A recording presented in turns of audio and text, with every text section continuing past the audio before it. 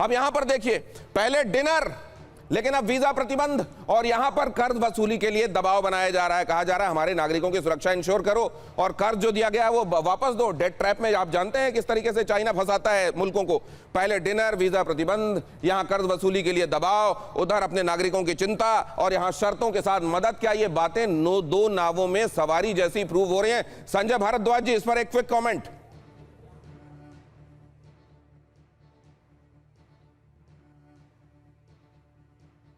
नहीं, बिल्कुल आपने बिल्कुल सही बात रखा कि देखिए, पाकिस्तान की ये फितरत है कि वो दोनों हाथ में लड्डू की हम वादा चाइना को दे दें और स्वास्थ्य अमेरिका को दे दें।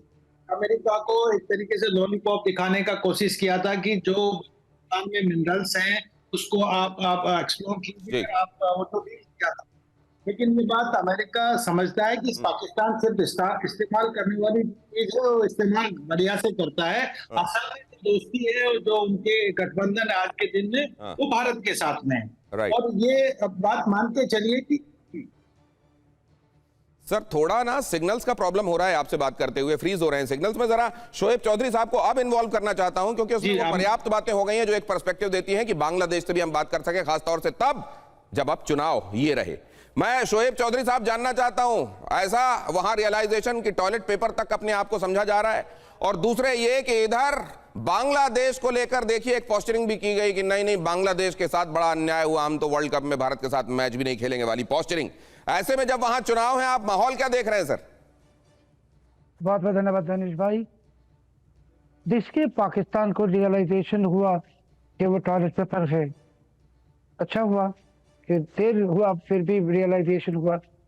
और वो टॉयलेट पेपर आए थे बांग्लादेश में 2024 में बांग्लादेश को बर्बाद करने के लिए। तो बंगाली जाति के टॉयलेट पेपर की जरूरत है, आया है, हम लोग इसको टॉयलेट पेपर की तरह इस्तेमाल करेंगे जरूर।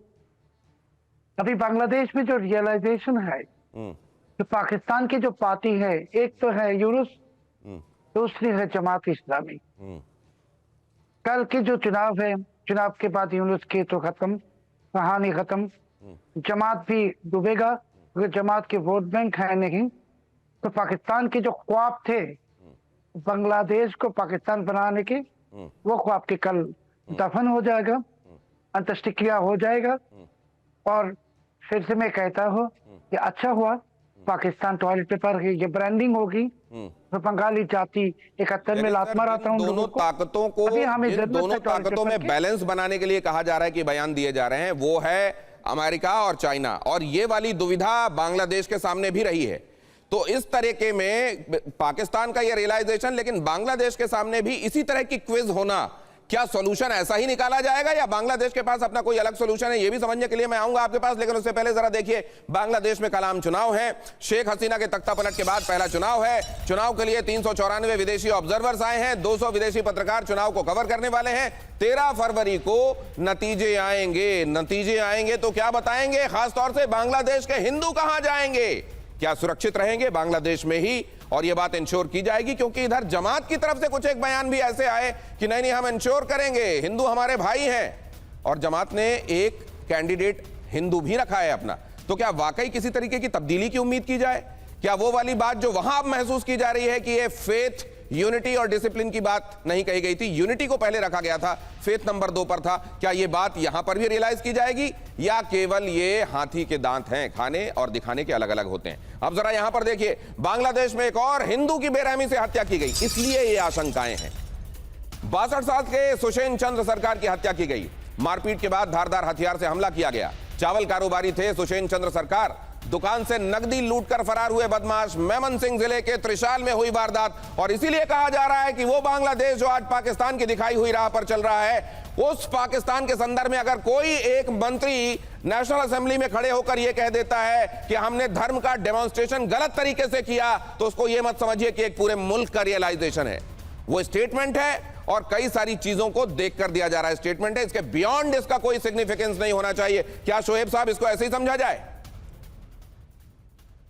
नहीं, देखिए दिनेश भाई, आपने जैसे कहा कि ये बांग्लादेश में जो हिंदुओं की नरसंहार चल रहा है वगैरह, और आपने ये भी कहा था कि ये बैलेंसिंग हो रहा है।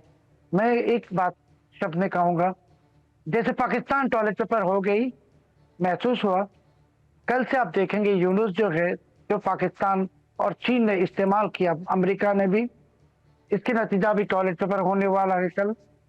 खुशकिस्मती है बंगाली के कि अभी हमारे इकोनॉमी की हालत खराब है, तो मुफ्त में बहुत टॉयलेट पेपर मिल गई, पाकिस्तानी टॉयलेट पेपर और यूनिवर्सिटी टॉयलेट पेपर हम लोग इस्तेमाल करेंगे, और बंगाली टॉयलेट पेपर को टॉयलेट में फेंकते हैं।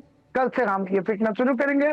आपको पाकिस्तानी जितने दर्शक हैं सबको हमारी तरफ से कृतज्ञता है कि आपने इतने टॉयलेट पेपर भेज दिए हमें इस देश में मुफ्त में, और Pakistani toilet paper, university toilet paper Bengali will use, and हम लोग आपके पास बहुत ही ग्रेटफुल है। Thank you Pakistan toilet paper. केवल 15 सेकंड करना चाहिए, वाइंड अप करना होगा। नहीं, मैं बांग्लादेश में रिक्वेस्ट करूंगा सर, वो टॉयलेट पेपर इस्तेमाल मत करो, उसके पेटेंट राइट पाकिस्तान के पास हैं। They will start feeling bad, उनकी दो पैसे की जो इनकम है वो भी रुक जाएगी।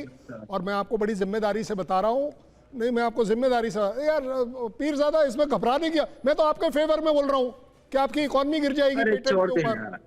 मैं तो आपके फेवर में बोल रहा हूँ। ज्यादा बड़ी बात यह है कि बांग्लादेश के लिए कोई भी चीज पाकिस्तान की अब ये चर्चा आगे और बढ़ाने की इजाजत वक्त मुझे नहीं दे रहा है, हालांकि उस मोड़ पर है जहां चर्चा से कई और आयाम निकलते हैं, लेकिन ये बात तय है कि पाकिस्तान को यह एहसास हुआ है, लेकिन यह एहसास मुल्क को हुआ है, और कोई तब्दीली दिखाई देगी इसके आसार कम दिखाई देते हैं। लेकिन अगर अमेरिका नाराज हो गया और यह बयान गंभीरता से अमेरिका में ले लिया गया तो तेरा क्या होगा पाकिस्तान। बहुत धन्यवाद।